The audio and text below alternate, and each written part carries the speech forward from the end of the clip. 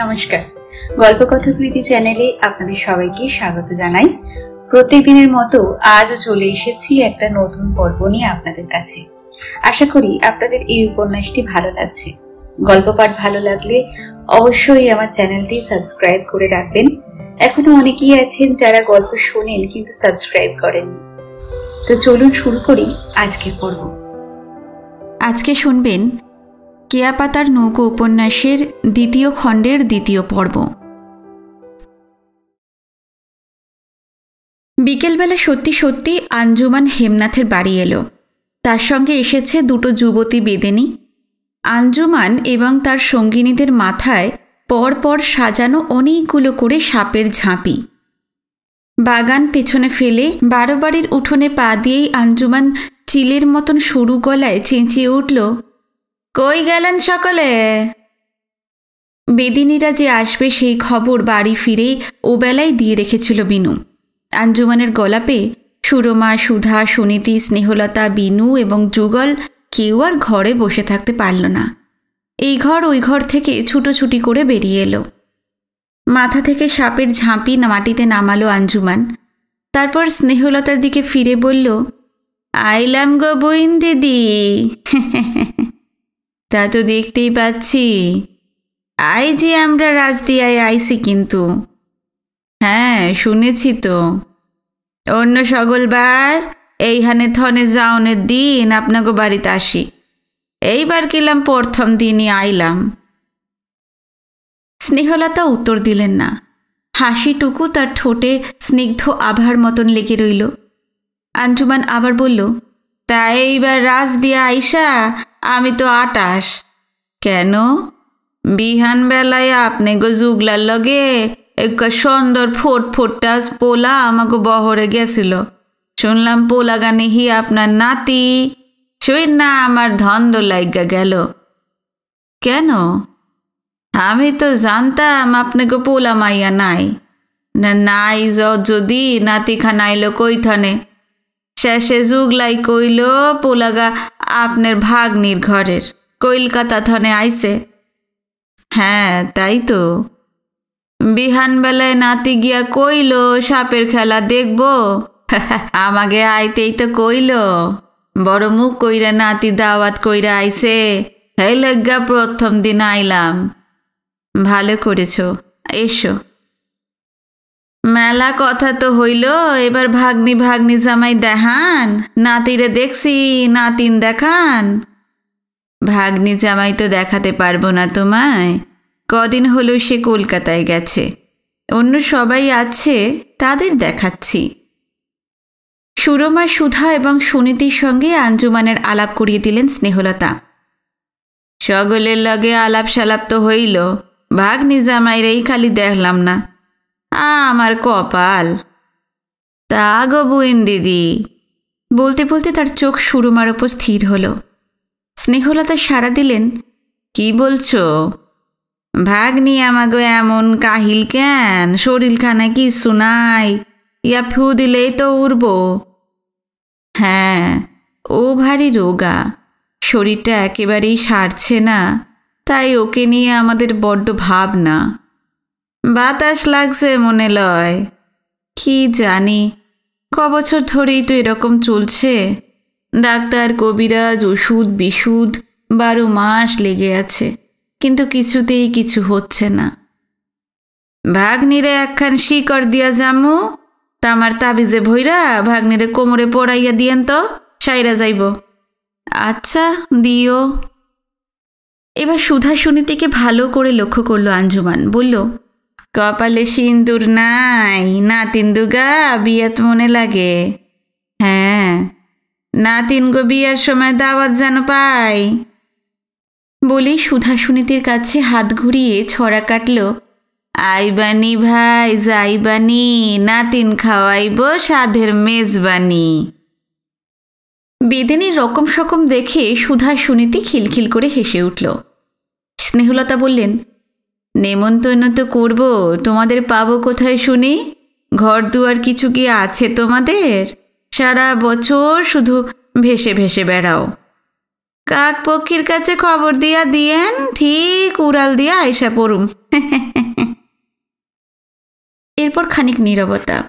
তারপর আঞ্জুমান আবার শুরু করল, সকলের লগে দেখাশোনা তো হইল, তা হ্যাম কতারেই খালি দেহি না, তেনি কই? দুপুরবেলা আবদুল্লাপুর গেছে, ফিরলে আমাকে কথা কইয়েন। হ্যাঁ বলবো, আর পারলে আমাকে বহরে যেন যায় একবার। আচ্ছা বলবো।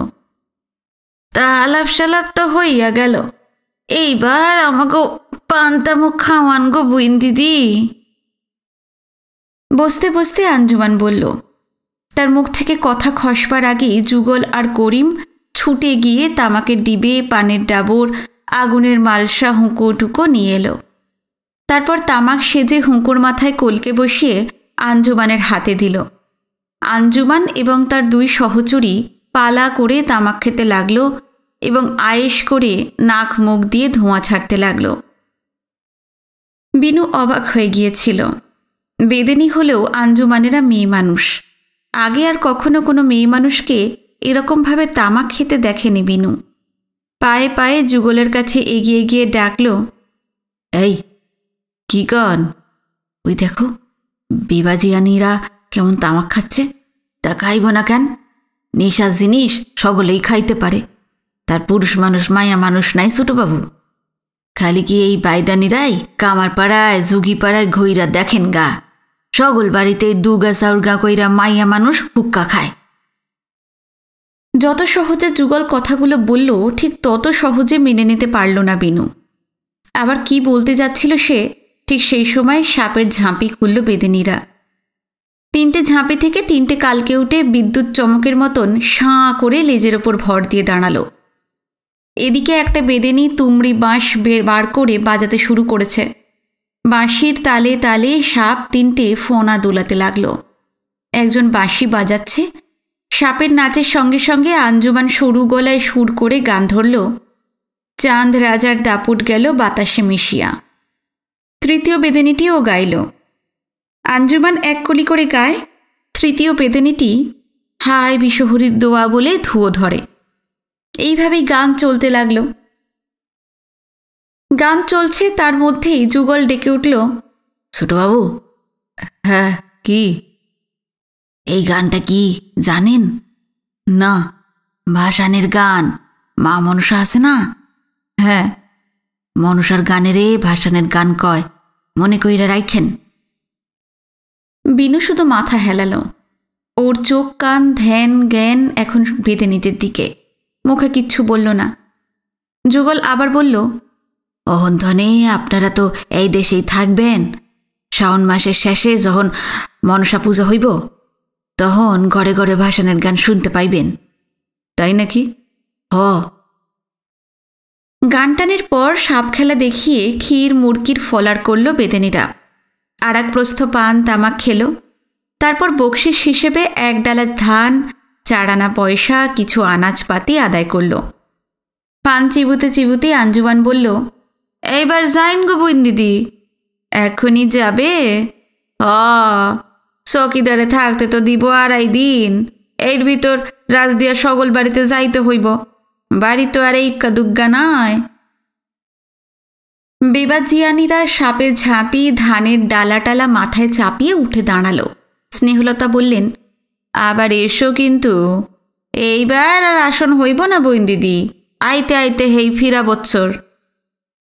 হঠাৎ সেই কথাটাই মনে পড়ে গেল স্নেহলতার। তাড়াতাড়ি বলে উঠলেন, চলে তো যাচ্ছ, ভাগ্নিকে শিকড় দিয়ে গেলে না? আমার লগে তো নাই, নাই আছে। যুগল রে আমার লগে পাঠাইয়া দেন, দিয়া দিমু আনে। অঞ্জুমানদের সঙ্গে যুগলকে বেদিবহরে পাঠিয়ে দিলেন স্নেহলতা। অবনীমোহন বলেছিলেন দিন 7 ভিতর কলকাতায় সব ব্যবস্থা করে ফিরে আসবেন। ফিরতে ফিরতে 2 সপ্তাহ কেটে গেল। সন্ধেবেলা পুবের ঘরের তক্তপোষে সুধা, সুনীতি, বিনু এবং ঝিনুক গা ঘেঁষাঘেঁষি করে পড়তে বসেছিল। তাদের সামনে 2টো ঝকঝকে হ্যারিকেন। হেমনাথও এই ঘরেই আছেন। তক্তপোষের ধার ঘেঁষে একটা ক্যাম্প খাট, তার ওপর কাত হয়ে শুয়ে মূল বাল্মীকি রামায়ণ পড়ছেন। এই সময়টা অঘ্রাণের মাঝামাঝি। নিয়ম অনুযায়ী পৌষ থেকে শীত শুরু। নিয়ম যাই থাক, এবছর শীতের যেন আর তর সইছে না। তার বড় তাড়া। হেমন্ত থাকতে থাকতেই সে এসে দরজায় দরজায় ধাক্কা দিতে শুরু করেছে। কদিন ধরেই এলোমেলো উত্তুরে বাতাস ছেড়েছে। আজ যেন সেটা হিমালয়ের বরফ ছুঁয়ে ছুঁয়ে আসছে। কাজেই বিনুরা চাদর বা কম্বল যে যা পেরেছে তাই জড়িয়ে পড়তে বসেছে। সময়টা কৃষ্ণপক্ষ। বাইরে যতদূর চোখ যায় চাপ চাপ অন্ধকার। চাঁদটা আজ নিরুদ্দেশ। আকাশ, পুকুর বা ধানক্ষেত কিছুই বোঝা যায় না। সব অদৃশ্য, নিরবয়ব। শুধু কাছাকাছি যে জোনাকিরা উড়ছিল তাদের দেখা যাচ্ছে। আলোর ছুঁচের মতন এই পোকাগুলো অন্ধকারকে বিঁধে বিঁধে যাচ্ছিল। হঠাৎ বাইরের উঠোন থেকে অবনীমোহনের গলা ভেসে এলো।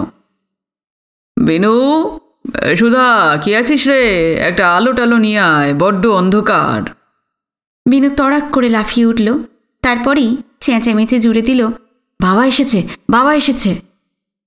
সুধা সুনীতি সামনের হ্যারিকেন দুটো নিয়ে বাইরে ছুটল।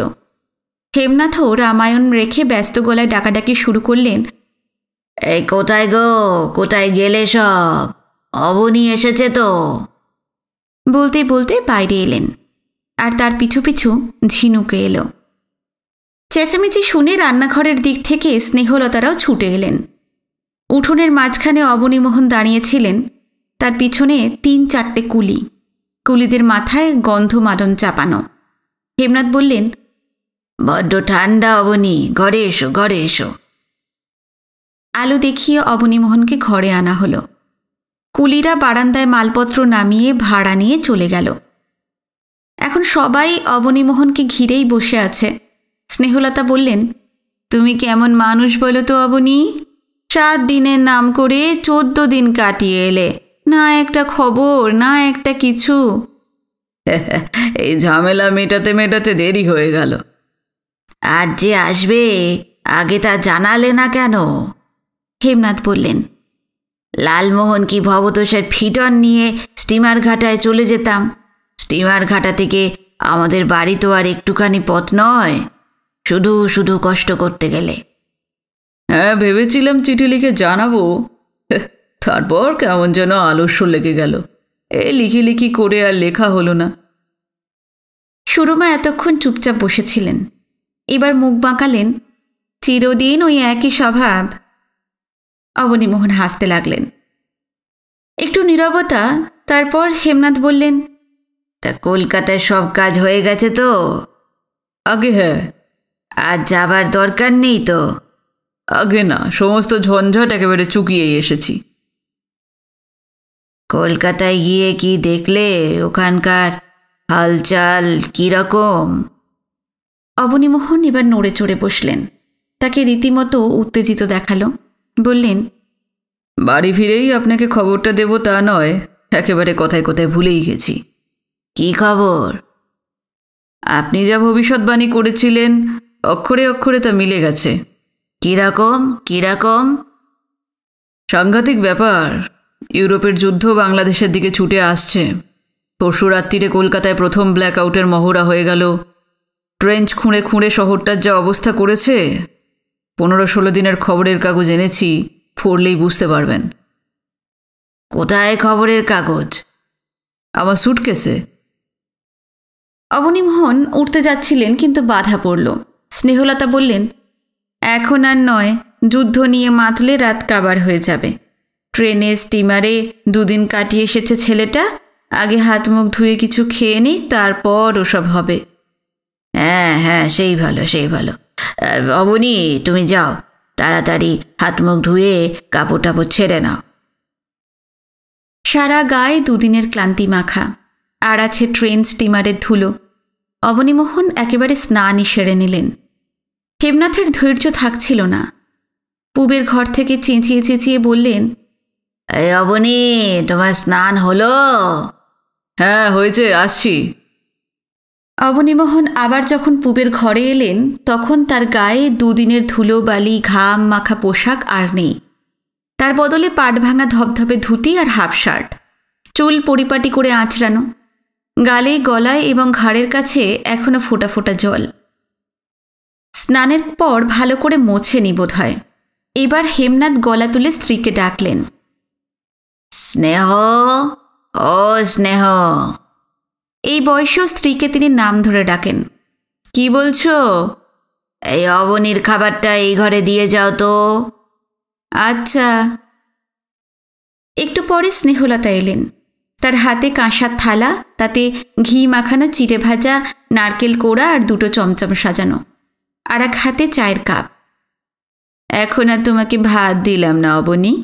না না, এখনই ভাতকে আর কি খাবো, সবে তো সন্ধে, এখন এই চাটাই খাই।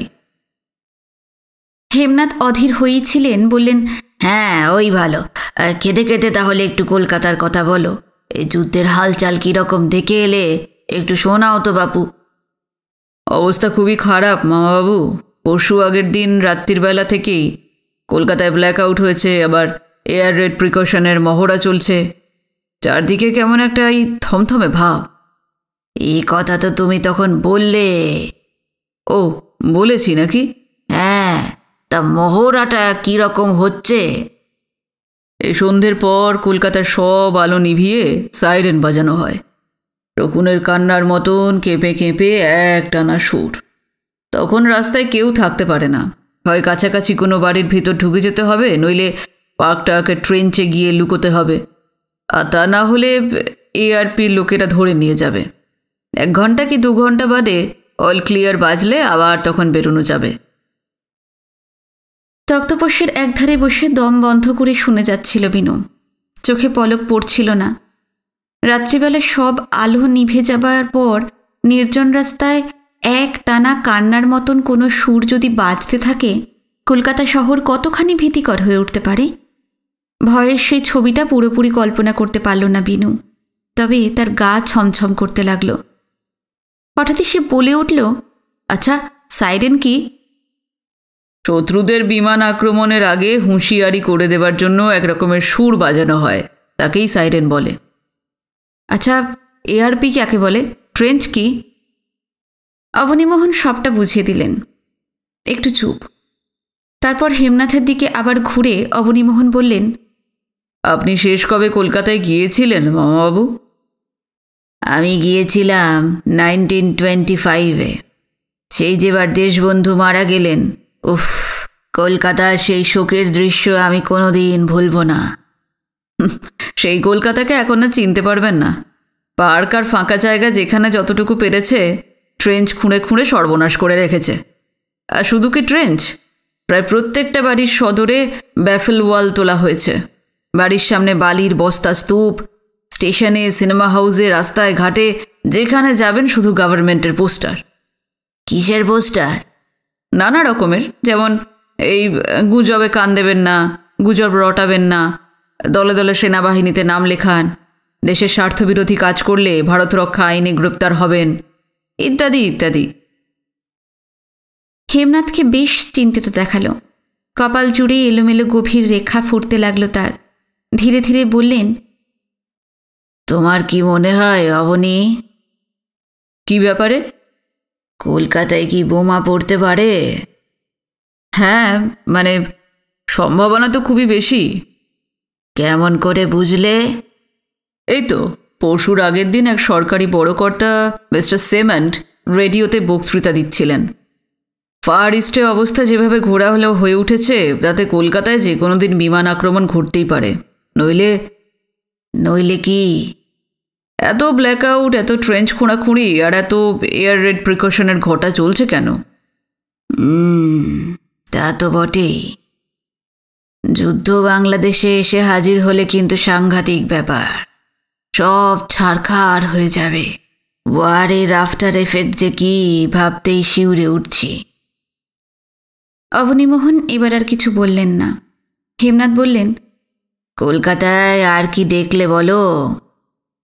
চারিদিকে মিলিটারি ছাউনি পড়েছে, যেখানে যাবেন সেখানেই মিলিটারি। রাস্তাঘাটে যত গাড়ি দেখবেন তার বেশিরভাগই মিলিটারির। হেভি ট্রাক আর জিপের জন্য হাঁটাই মুশকিল। মনে হয় সমস্ত শহরটা মিলিটারির হাতে চলে গেছে। আর একটা ব্যাপার চোখে পড়ল মামাবাবু, কি ব্যাপার? ব্যাঙের ছাতার মতন অলিতে গলিতে ব্যাংক গজাচ্ছে। পুজোর আগে যখন এলাম তখনও কিন্তু এত ব্যাংক দেখিনি। আমার তো ধারণা রোজ একটা করে ব্যাংক জন্মাচ্ছে। যুদ্ধ বেঁধেছে, ইনফ্লেশন আরম্ভ হয়ে গেছে, ব্যাংক তো গজাবেই। দেখবে টাকা এখন হাওয়ায় উড়তে থাকবে। থাকবে কি, উড়তে শুরু করে দিয়েছে। এবার এবার খবরের কাগজগুলো একবার বার করে ফেলো তো অবনী। হিন্দুস্থানি কুলিরা বারান্দায় বাক্স টাক্স মালপত্তর নামিয়ে রেখে গিয়েছিল। অবনীমোহন বাইরে গিয়ে সুটকেস খুলে মাসখানেকের খবরের কাগজ বার করলেন। কাগজগুলো হাতে পাওয়া মাত্রই হেমনাথ ঝুঁকে পড়লেন। তারপর চেঁচিয়ে চেঁচিয়ে পড়তে লাগলেন। 2রা নভেম্বর, গ্রিসে ইতালীয় বাহিনীর অগ্রগতি, ব্রিটেন কর্তৃক টিরানায় বোমাবর্ষণ, তুরস্ক বর্তমানে যুদ্ধ বর্জন করিয়া চলিবে, প্রেসিডেন্ট ইনেনুর ঘোষণা।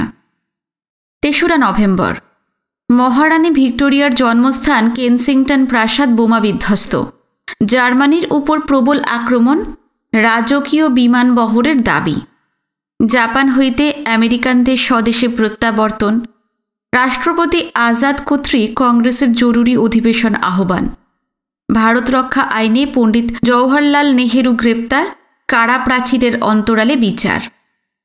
4ঠা নভেম্বর, গ্রিসের সাহায্যার্থে ব্রিটিশ সেনাবাহিনীর অগ্রগতি, জাপান কর্তৃক শত্রুপক্ষের নৌবহর বাজেয়াপ্ত, জার্মান অধিকৃত দেশগুলিতে Poland, Denmark, Czechoslovakia, Holland, France, Belgium ইত্যাদি ইত্যাদি নাৎসিদের নিদারুণ অত্যাচার। 5ই নভেম্বর, দারোদানেলেস সমস্যার সমাধান, জার্মানির মধ্যস্থতা, সোভিয়েত রাশিয়ার সহিত ইটালির সংঘর্ষের সম্ভাবনা তিরোহিত, দানিউব সম্মেলন, ব্রিটিশ নোটের উত্তরে সোভিয়েত বক্তব্য এইরূপ: আমরা এই যুদ্ধে নিরপেক্ষ থাকিব। মলোটভের ইঙ্গিতপূর্ণ বার্লিন পরিদর্শন, দীর্ঘ 56 দিন পর লন্ডনবাসীদের একটি বোমা বর্ষণহীন রাত্রি অতিবাহিত। 6ই নভেম্বর, প্রতিরক্ষা বাহিনী সম্প্রসারণ, ভারতবর্ষের যুদ্ধকালীন পরিকল্পনা, সমর প্রস্তুতির প্রাথমিক ব্যয় 33 কোটি টাকা, পরবর্তী প্রতি বছরে ব্যয় 16 কোটি টাকা, অর্থের জন্য নতুন কর বসানো হইবে। 7ই নভেম্বর, রুজভেল্ট তৃতীয়বারের জন্য আমেরিকার প্রেসিডেন্ট নির্বাচিত, পশ্চিমের মরু রণাঙ্গনে ব্রিটিশ ট্যাঙ্ক বাহিনী।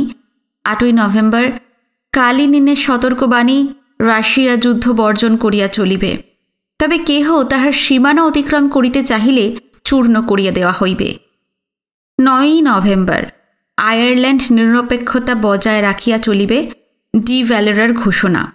টাওয়ার অফ লন্ডন বোমা বিধ্বস্ত, সোভিয়েত বাহিনীর প্রস্তুতি, সারা দেশে আপৎকালীন অবস্থা, ওয়ার্ধায় কংগ্রেস ওয়ার্কিং কমিটির জরুরি সভা, রাজেন্দ্র প্রসাদ, কৃপালিনী, গান্ধীজি, পন্থ, রাজা গোপালাচারী, প্রফুল্ল ঘোষ, শঙ্কর রাওদেও প্রভৃতি নেতৃবৃন্দের উপস্থিতি। 10ই নভেম্বর, ফুয়েরার কর্তৃক সর্বপ্রকার সমর সম্ভার দিয়ে মুসোলিনিকে সাহায্য করার সিদ্ধান্ত। পরলোকে চেম্বারলেন, মিউনিক প্যাক্টের জনক, ইতিহাসে যাহাকে গৌরবময় ব্যর্থতা আখ্যা দেওয়া হইয়াছে তিনি আর নাই। নর্থের পর এমন দুর্বল প্রধানমন্ত্রী ব্রিটিশ সাম্রাজ্যে আর কখনো দেখা যায় নাই। 11ই নভেম্বর, আফ্রিকার মরু অঞ্চলে যুদ্ধ সম্প্রসারিত, গাবান রক্ষার্থে ফরাসি সিদ্ধান্ত, জেনারেল দ্য গলের দৃঢ়তা। 12ই নভেম্বর, হিটলার কর্তৃক বার্লিনে মলোটভের সংবর্ধনা, রুদ্ধদ্বার কক্ষে দীর্ঘ আলোচনার সময় রিবেনট্রপের উপস্থিতি, ফুয়েরার কর্তৃক অক্ষশক্তির প্রতি সোভিয়েত সাহায্য প্রার্থনা। সোভিয়েত সংবাদপত্রগুলি এই ব্যাপারে নীরব। লন্ডনে জল্পনা কল্পনা। পূর্ব রণাঙ্গনে ভয়াবহ জাপানি আক্রমণ, হাইনান ও ফরমোসায় বিপুল সৈন্য সমাবেশ, সাইগান, ফরাসি, ইন্দোচীন ও কামরান উপসাগরে অতর্কিত আক্রমণ সম্ভাবনা। সিঙ্গাপুরে চাঞ্চল্য। 17ই নভেম্বর, দীর্ঘ বিরতির পর লন্ডনে প্রবলতম বোমা বর্ষণ, প্রচণ্ড নৈশ আক্রমণ, লন্ডনবাসীদের ভূগর্ভে আশ্রয় গ্রহণ।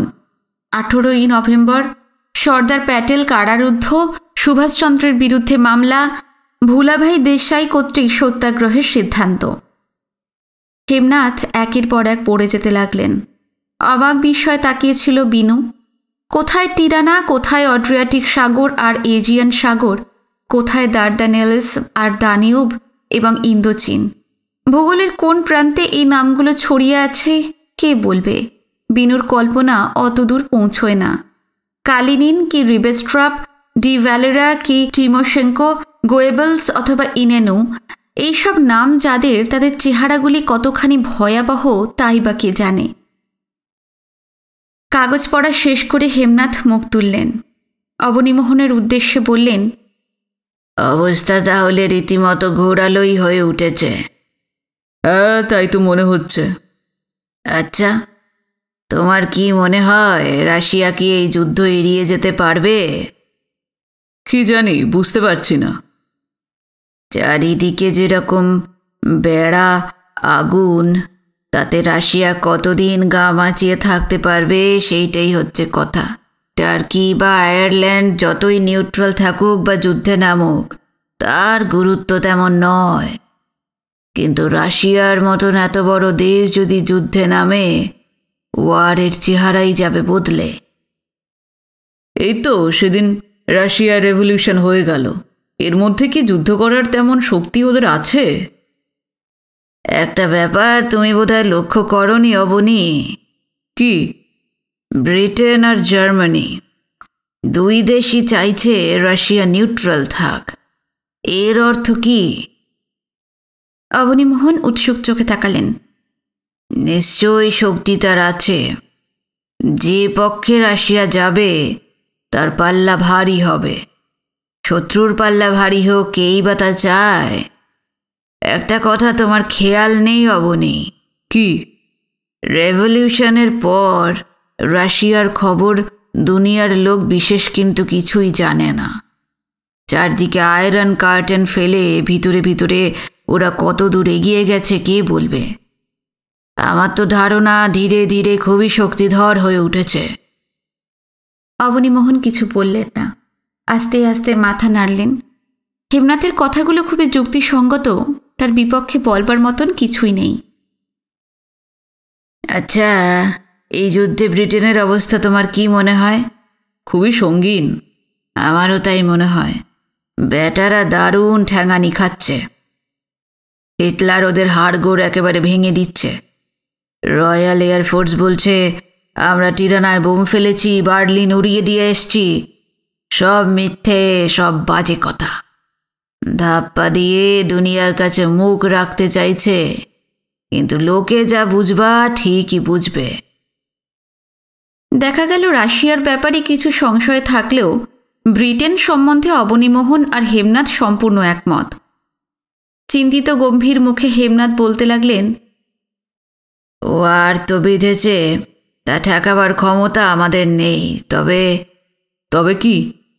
ওয়ারটা যদি ইউরোপেই আটকে থাকতো, মন্দের ভালো নিজেরা কাটাকাটি করে মরত, আমরা চেয়ে চেয়ে দেখতাম। কিন্তু তা তো হচ্ছে না। আগুন একেবারে দরজার সামনে এসে পড়েছে। আমারও তাই মনে হচ্ছে। এদেশে খুব দুর্দিন আসছে অবনী, খুবই দুর্দিন।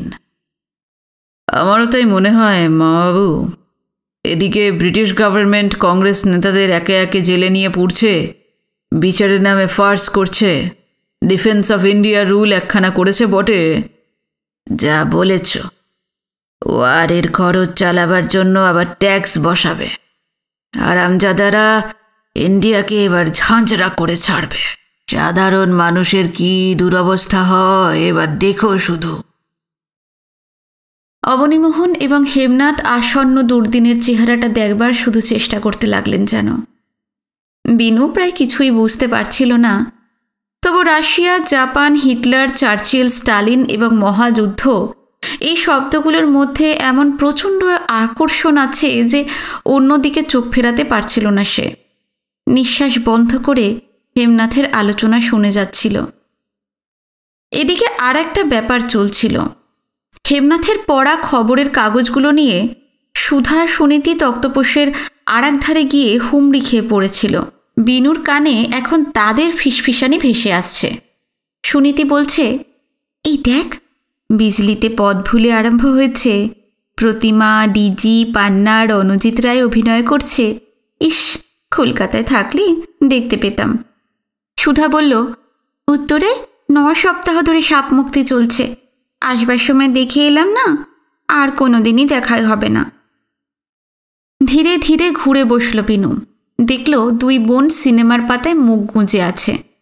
যুদ্ধ নিয়ে এত যে আলোচনা চলছে সেই দিকে তাদের এতটুকুও লক্ষ্য নেই। তাদের দেখে মনে হয় না পৃথিবীতে আদৌ কোনো সমস্যা আছে। 2 গোলার্ধ ঘিরে এক টানা ভয়াবহ আগুনের চাকা ঘুরে চলেছে। সুনীতি বলল, ভবানীপুরে আমাদের বাড়ির কাছে রূপালী সিনেমা, সেখানে হাঞ্চব্যাক অফ নটারডাম চলছে।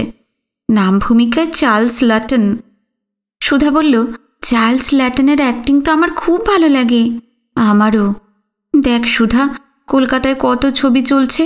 প্যারাডাইসে বন্ধন, পূর্ণতে মধু বোস, সাধন বোসের রাজনর্তকী, কিছুই দেখতে পেলাম না।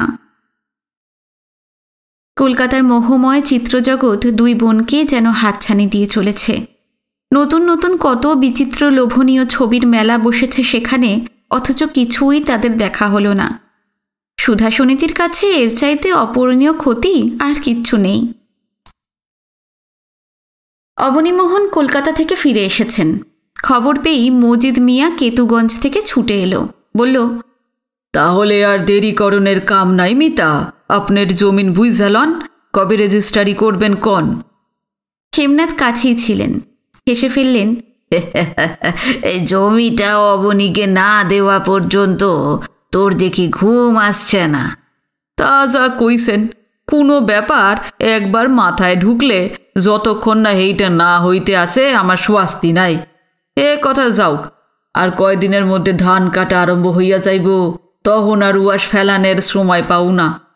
ধান কাটার আগেই আমি জমিন রেজিস্ট্রারি করতে চাই।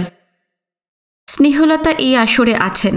তিনি বললেন, সে ভালো, ধান কাটা শেষ হতে হতে পৌষ মাস হয়ে যাবে, আর পৌষ মাসে শুভ কাজ করতে হবে না। কেনাকাটা যা করবার এই অঘ্রাণে একটা ভালো দিন দেখে সেরে ফেলা উচিত। তক্ষুনি একটা পঞ্জিকা এসে পড়ল। পাতা উল্টে উল্টে সপ্তাহখানেক বাদে একটা শুভ দিনও ঠিক করে ফেললেন হেমনাথ। দিন তারিখ স্থির হবার পর মজিদ মিয়া বলল, এর ভিতর একখান কথা আছে কিলাম মিতা। কি কথা? যে জমিন আপনারে দিমু হেয়াতে ধান আছে। এই সনের ধান কিন্তু আপনি পাইবেন না। কারণটা হইল, বর্গাদারের ওই জমিন চাষ করতে দিছিলাম, আমি চাইরা দিলেও বর্গাদার তো ছাড়ব না।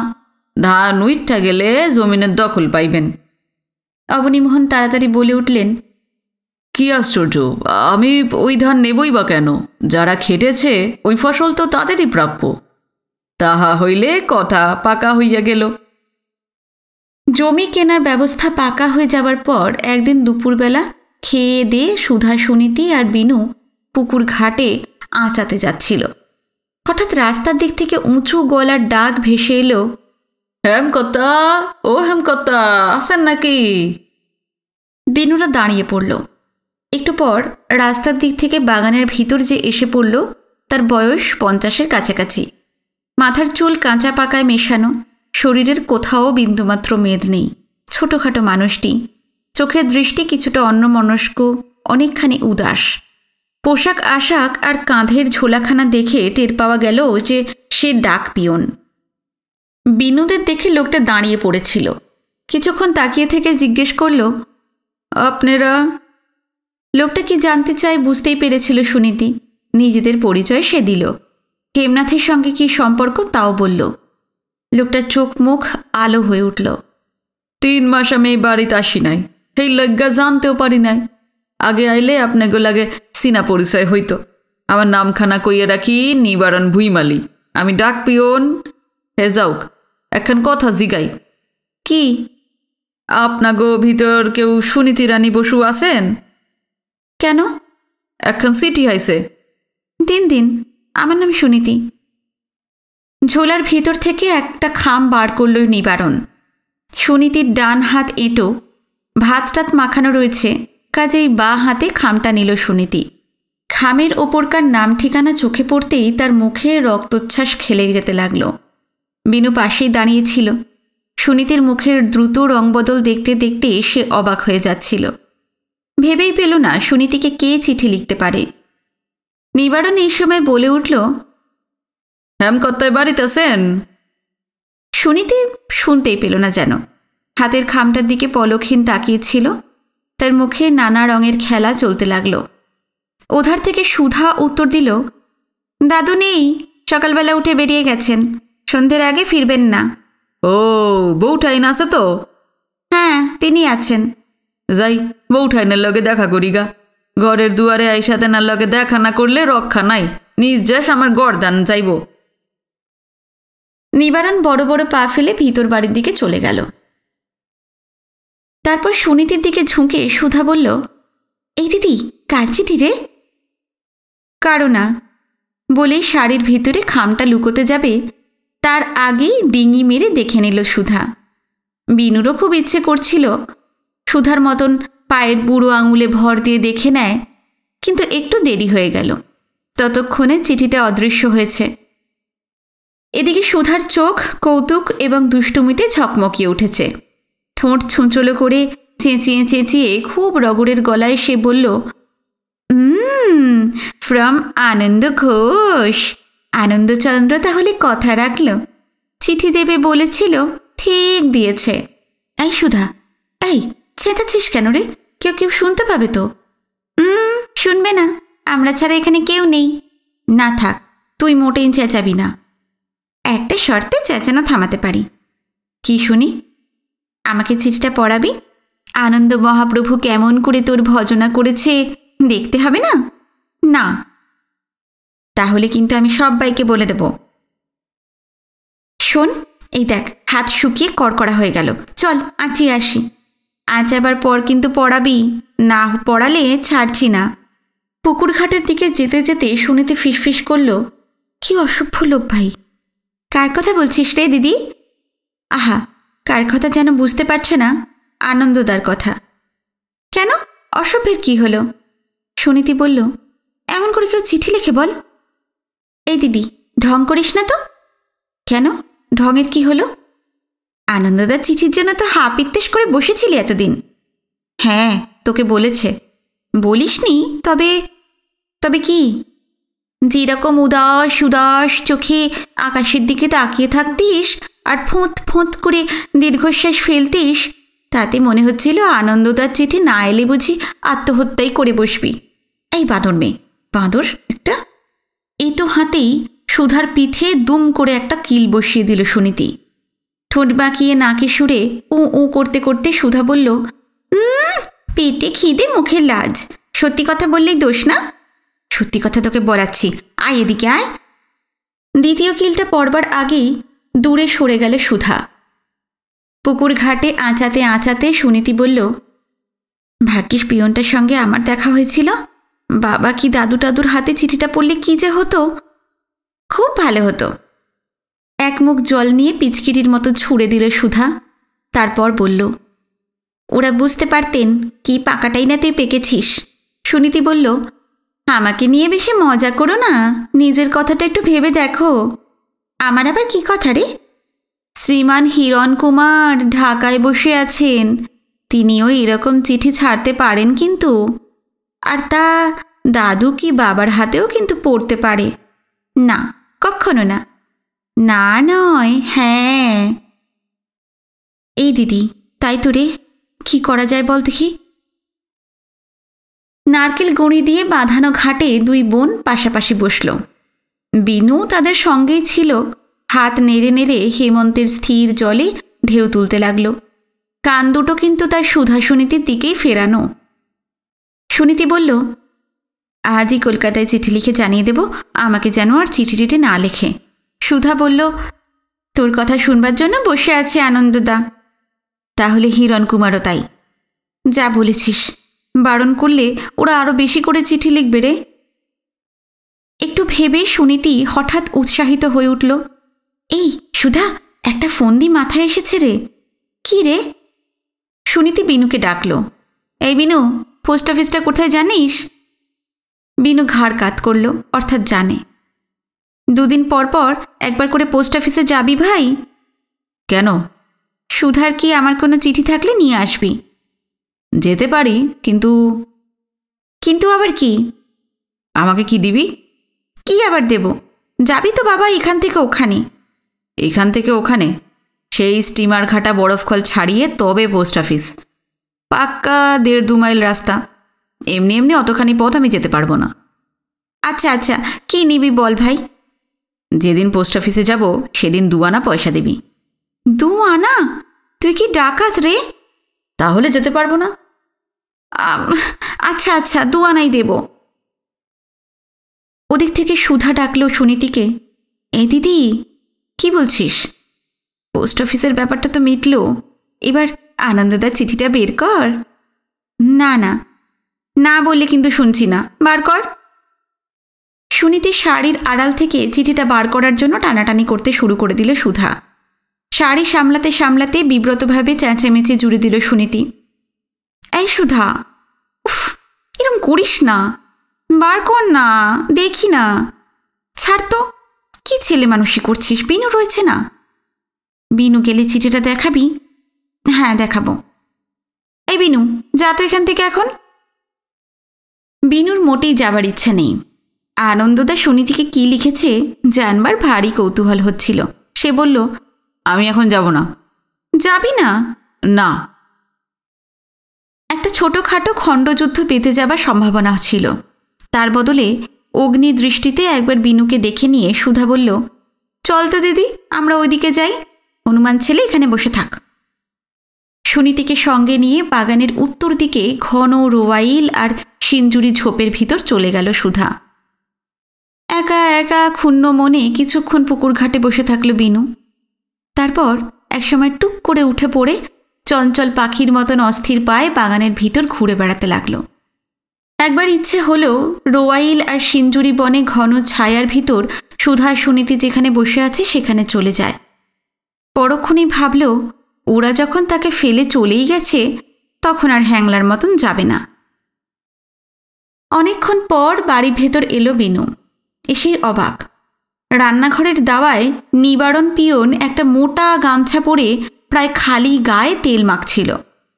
কোথায় বা তার ইউনিফর্ম, কোথায় বা তার চিঠিপত্রের ঝোলা। তার মুখে অনবরত খই ফোটার মতন কথা ফুটছিল। স্নেহলতা, সুরমায়, শিবানী, অবনীমোহন, বাড়ির প্রায় সবাই নিবারণের সামনে দাঁড়িয়ে।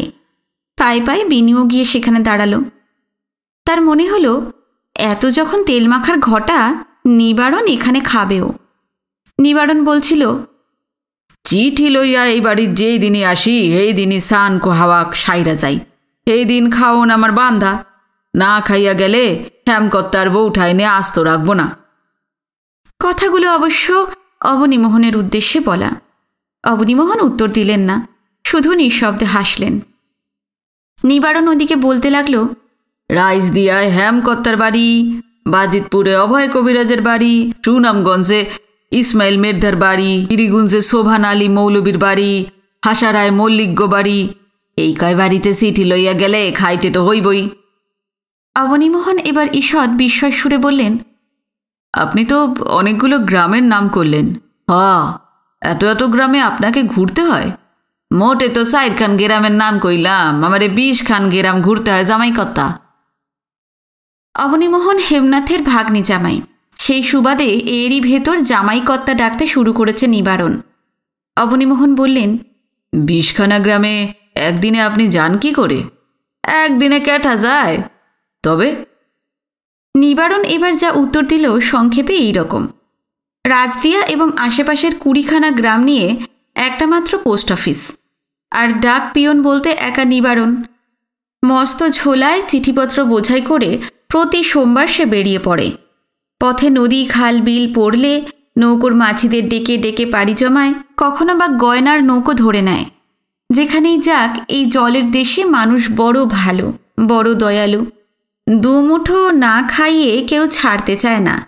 রাত্রিবেলা কোথাও না কোথাও একটা আশ্রয় জুটেই যায়। সোম থেকে শনি এক টানা 6 দিন চিঠি বিলির পর রাজদিয়ায় ফিরে আসে নিবারণ। মাঝখানে রবিবারটা বিশ্রাম, তারপর আবার সোমবার দূরের গ্রামগঞ্জ জনপদে বেরিয়ে পড়া। 25-30 বছর ধরে এই রকমই চলছে। সব শুনে অবনীমোহন কি বলতে যাচ্ছিলেন তার আগে স্নেহলতা বলে উঠলেন, বক বক আমি থামিয়ে এবার চান করতে যা তো নিবারণ, তোকে খেতে দেবার পর আমরা তো খাবো নাকি? এই তো যাই বউঠাইন। ব্যস্তভাবে নিবারণ পুকুর ঘাটের দিকে চলে গেল। একটু পর ফিরে এসে যখন খেতে বসল তখনও তার কথার শেষ নেই। খেতে খেতে সে গল্প করতে লাগলো। একধারে দাঁড়িয়ে বিনুর মনে হলো লোকটা যেন বকবক করার কল, দম দেওয়াই আছে, সব সময় গলগল করে কথা বেরিয়েই আসছে। খাওয়া দাওয়ার পর নিবারণ বিনুকে নিয়ে পড়ল। তোমার লগে ভালো কইরা আলাপি হইল না নাতিবাবু, লও যাই একটু গপসপ করি। বিনুকে সঙ্গে নিয়ে যুগলের ঘরে গিয়ে ঢুকল সে। বোঝা গেল এবারই সব অন্ধি সন্ধি তার চেনা। টের পাওয়া গেল এতক্ষণ বকবক করেও তার স্বাদ মেটেনি, আরও কিছুক্ষণ সে গল্প করতে চায়। লোকটাকে খুব খারাপ লাগছিল না বিনুর। যুগলের নিচু তক্তাপোষে নিবারণের পাশাপাশি বসে উন্মুখ হয়ে থাকল সে। একটা বিড়ি ধরিয়ে নিবারণ বলল, তোমরা তো কলকাতার পোলা। বিনু মাথা নাড়ল। কলকাতার দেশখান কেমন কইবা? কলকাতা কেমন শহর কথায় কথায় তার মোটামুটি ছবি এঁকে নিবারণের চোখের সামনে যেন সেঁটে দিল বিনু। শুনে কিছুক্ষণ বোবা হয়ে থাকল নিবারণ। তারপর বলল, আলিশান ব্যাপার না? হ্যাঁ, কলকাতার কথা তো শুনলাম, এইবার আমাগো জলের দেশের গপ শোনো। বলুন। দেখা গেল নিবারণ লোকটা সত্যি সত্যি গল্পের খনি। বিপুল অভিজ্ঞতা তার জীবনের। কবে কার্তিক মাসের ঝড়ে বড় গাঙে গয়নার নৌকো উল্টে গিয়ে মরতে বসেছিল, তারপর দুখানা মোটে হাতের ভরসায় 2 মাইল উথাল পাথাল নদী পাড়ি দিয়েছিল। কবে চরের মুসলমানদের সঙ্গে শুধু লাঠি পেটা করে একটা প্রকাণ্ড কুমির মেরে ম্যাজিস্ট্রেট সাহেবের কাছ থেকে 10 টাকা পুরস্কার পেয়েছিল। কবে কোথায় সাক্ষাৎ জমের মতন ডানাওয়ালা উড়ন্ত সাপ দেখেছিল। কোথায় 200 বছরের এক বুড়ো ফকিরের অলৌকিক মন্ত্র বলে বিশাল দিঘির সব জল দুধ হয়ে গিয়েছিল। হাত পা চোখ মুখ নেড়ে কত বিচিত্র বিস্ময়কর গল্প যে নিবারণ বলে গেল হিসেব নেই। লোকটা গল্প বলতে জানেও বটে। মুগ্ধ বিস্ময়ে শুনে যাচ্ছিল বিনু। চোখে তার পলক পড়ছিল না। গল্পে বিনুকে জয় করে বিকেলের খানিক আগে নিবারণ চলে গেল। এখান থেকে পথে কারো নৌকো ধরে সোজা সুজনগঞ্জ যাবে সে। নিবারণ চলে যাবার কিছুক্ষণ পরে হেমন্তর ছায়া তখন আরও দীর্ঘ এবং ঘন হল। সেই সময় সিঞ্জুরি বন থেকে বেরিয়ে সুধা সুনীতি বাড়ি চলে এলো। পুবের ঘরের দাওয়ায় বসে সুরমা চুল বাঁধছিলেন। বিনু তার কাছেই ছিল। মেয়েদের দেখে সুরমা বললেন, এই তোরা কোথায় ছিলি রে এতক্ষণ? বাগানে। কি করছিলি? গল্প। কলকাতা থেকে নাকি চিঠি এসেছে? হ্যাঁ। কার চিঠি রে? আমার। তোকে আবার কে চিঠি দিলে? আমার ওই এক কলেজের বন্ধু, সে যে বেলা বলে মেয়েটা আছে না, কলকাতায় আমাদের বাড়িতে আসতো। সুরমা আর কিছু জিজ্ঞেস করলেন না। বিনু লক্ষ্য করল সুধা সুনীতি চোরা চাহনিতে পরস্পরকে দেখতে দেখতে ঠোঁট টিপে হাসছে। বিনুর একবার ইচ্ছে হলো চিঠির আসল রহস্যটা ফাঁস করে দেয়। কি ভেবে শেষ পর্যন্ত চুপ করে থাকল, কিছু বলল না। অঘ্রাণের মাঝামাঝি বিনুদের জমি কেনা হয়ে গেল। রেজিস্ট্রি হবার পর অবনীমোহন, বিনু, সুরমা রেজিস্ট্রি অফিস থেকে বেরিয়ে আসছিলেন। মজিদ মিয়া হেমনাথ তখনও অফিসের ভিতর। সুরমাকে এত দূর আসতে হয়েছে কেননা জমিটা তার নামেই কিনেছেন অবনীমোহন। হঠাৎ একটা লোক, মাথার চুলে জট বাঁধা, মুখময়, দাড়ি গোঁফ, ভাঙা ভাঙা নখ, পায়ে হাজা, লালচে উদ্ভ্রান্ত চোখ, সব মিলিয়ে পাগলাটে চেহারা, অবনীমোহনের সামনে এসে দাঁড়ালো। বলল, সালাম বাবু, আপনি বুঝেন জমি কিনলেন? হ্যাঁ, কেন? আপনার লগে একখান কথা আছে। কি কথা? কার জমিন কিনলেন? হে হে হে। মজিদ মিয়ার। কোন মজিদ মিয়া কন দেহি? বাড়ি কোনখানে? কেতুগঞ্জে। কেতুগঞ্জের মজিদ মিয়া বড় ভালো মানুষ। মিয়া ভাইয়ের কোন জমিন কিনলেন? উত্তর দিকের মাঠের। উত্তর শখের জমিন, ওরে ওরে বড় বাহারের জমিন। এই ধারে সুনামগঞ্জের হাট, আর এই ধারে ধলেশ্বরীর গাং। এর ভিতরে এমন ভালো জমিন আর নাই। তুমি এখানকার সব জমি চেনো নাকি? চিনি আবার না, সকল চিনি। মিয়া ভাইয়ের যেই জমিন আপনি কিনলেন, হেয়াতে দান দেন, পাট দেন, মুং মহিষর কলই, যা ইচ্ছা দেন, ফলন যা হইব চমৎকার চমৎকার। আপনার লগে এত কথা কইলাম, আপনি কে হেয়াই তো জানলাম না। অবনীমোহন নিজের পরিচয় দিলেন। আপনি হেমকর্তার জামাই? অবনীমোহন আস্তে করে মাথা নাড়লেন। হেমনাথের সঙ্গে সম্পর্ক থাকাটাই যে এখানে পরমাশ্চর্য ঘটনা। এই লোকটার চোখে মুখে যে বিস্ময়, তা রাজদিয়াবাসী প্রতিটি মানুষের চোখেই সে আগে দেখেছে। লোকটা বলল, আপনি নির্যাস কলকাতায় থাকতেন? হ্যাঁ, তোমায় কে বলল? কে কইছিল মনে নাই, তবে শুনছিলাম কলকাতায় থনে হেমকর্তার ক্যাঠা যিনি আইছে। ভাবছিলাম আপনারে দেখতে যাবো। যাওনি তো? না। গেলেই পারতে। চকে চকে মাঠে ঘাটে ঘুইরাই তো দিন কাইটা যায়, কোনোখানে যাওনের ফুরসত নাই।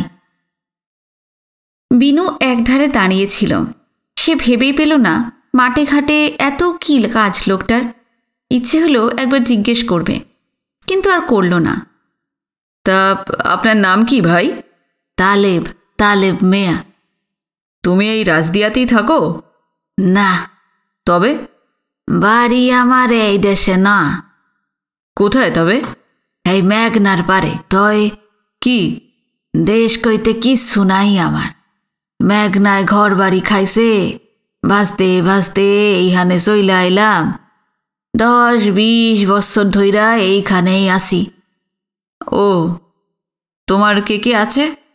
কেউ না, এক্কেরে যারা হাত পা। এখানে কোথায় থাকো তুমি?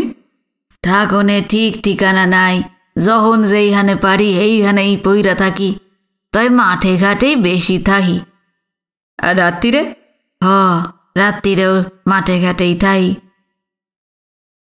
কিছু আর বললেন না অবনীমোহন। তালিব আবার কি বলতে যাচ্ছিল, সেই সময় মজিদ মিয়াকে নিয়ে হেমনাথ এসে পড়লেন। এতক্ষণ রেজিস্ট্রি অফিসের ভিতর মুহুরী আর উকিলের সঙ্গে কথাবার্তা বলছিলেন তারা। হেমনাথকে দেখে অনেকখানি ঝুঁকে সম্ভ্রমের গলায় তালেব বলল, সালাম বড়কর্তা, শরীর গতিক ভালো তো? ভালো।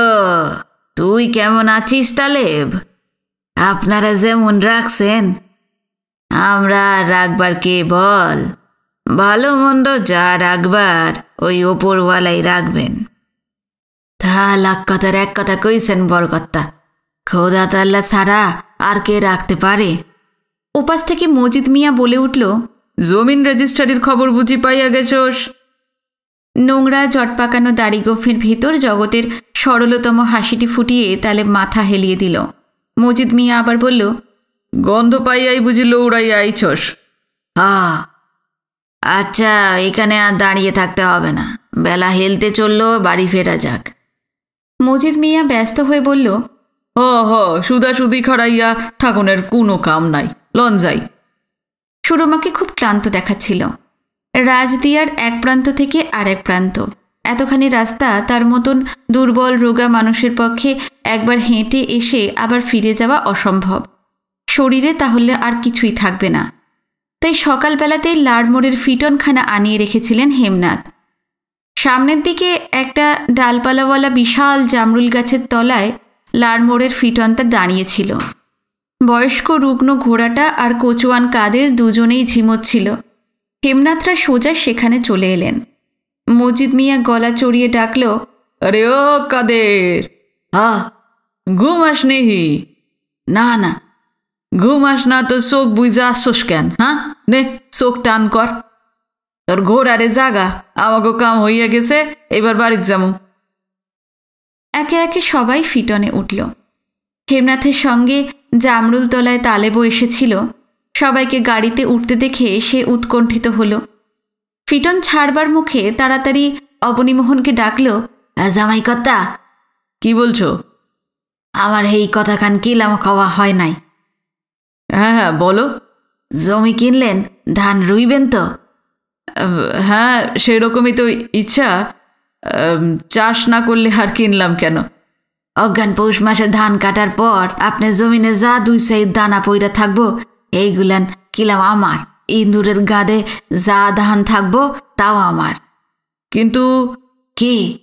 মাটির সঙ্গে ধান মিশে থাকবে, তা তুলবে কি করে? হ্যাঁ আমি যেমনে পারি, আপনি খালি কথা দেন ওই ধান আমারে দিবেন। তুমি যদি তুলে নিতে পারো তাহলে আমার কোনো আপত্তি নেই। তালেবের চোখ মুখ থেকে আনন্দ যেন উছলে পড়তে লাগলো। এত বড় জয় যেন আর কখনো হয়নি তার। উৎফুল্ল সুরে মাথা হেলিয়ে সে বলতে লাগলো, কথা দিলেন কিলাম, পাকা কথা। হ্যাঁ হ্যাঁ পাকা কথা বই কি। একসময় ফিটন চলতে শুরু করলো। অবনীমোহনের বিস্ময় আর কাটছিল না। বললেন, অদ্ভুত লোক। হ্যাঁ অদ্ভুতই বটে। প্রায়ই এই রেজিস্ট্রি অফিসে এসে বসে থাকে, আর যে জমি কেনে তাকে গিয়ে ধরে, যাতে ধান ওঠার পর ঝরতি পড়তি ফসলও কুড়িয়ে নিতে পারে। আর কিছু করে না? না না, করতে তো অনেকেই বলে, আমিও বলেছি, মজিদ বলেছে, রামকেশব বলেছে, গুয়া খোলার মরহিম মিয়াও বলেছে। কামলার তো সবারই দরকার, আমরা ওকে বাড়িতে এসে থাকতেও বলেছি, কিন্তু কে কার কথা শোনে? ধান কুড়িয়ে কদিন চলে ওর? ভগবান জানে। সারা রাস্তা তালেবের কথাই হলো। কথায় কথায় একসময় বরফকল, স্টিমার ঘাটা, সারি সারি মিঠাইয়ের দোকান পেরিয়ে ফিটন হেমনাথের বাড়ি এসে থামল।